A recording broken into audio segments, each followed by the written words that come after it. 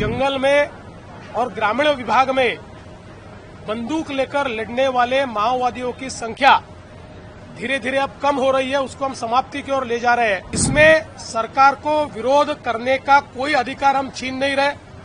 सरकार को विरोध किया जा सकता है, आंदोलन किया जा सकता है, सब प्रकार के संवैधानिक हथियारों का इस्तेमाल किया जा सकता है।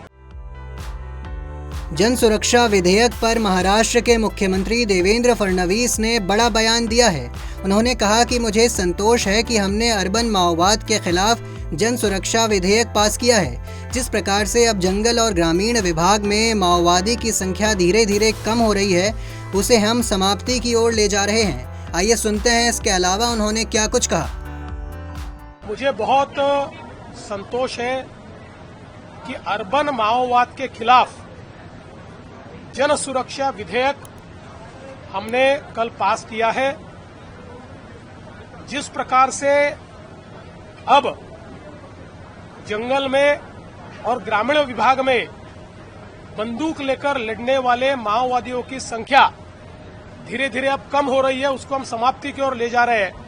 ऐसे समय एक सोचे समझे डिजाइन के तहत ये सारे के सारे लोग अर्बन फ्रंट तैयार कर रहे हैं, जिसको ऐसा नाम दिया जाता है कि मानो ये बहुत संवैधानिक रूप से काम करने वाली संगठनाएं हो, लेकिन इनका मूल तत्व भारत के संविधान को नकारना है। इस प्रकार से काम करने वाली जो संगठनाएं हैं उनके ऊपर कार्रवाई करने के लिए महाराष्ट्र में कानून नहीं था। 4 राज्यों में ऐसा कानून था। उन 4 राज्यों में जिन संगठनों को बैन किया था, महाराष्ट्र में कानून न होने से वो महाराष्ट्र से ऑपरेट कर रहे थे। कुल मिलाकर इस कैटेगरी में 64 संगठनाएं महाराष्ट्र में काम कर रही है, लेकिन उनके ऊपर हम कोई कार्रवाई नहीं कर पा रहे थे।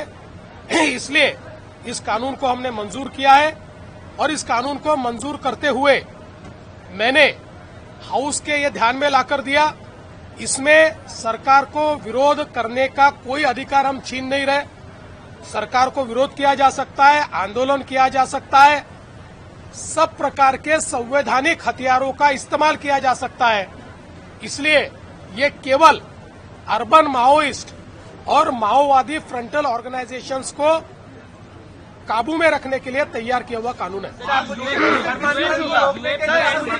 कितना अलग है यूएपीए और मको का? देखिए, यूएपीए मूल रूप से जब तक उसमें टेरर एलिमेंट नहीं आता तब तक यूएपीए लागू नहीं होता, और मकोका का कानून ये इस प्रकार के कार्रवाइयों को हैंडल करने के लिए नहीं है, क्योंकि मकोका में व्यक्ति पर कार्रवाई होती है, संगठन पर कार्रवाई नहीं होती।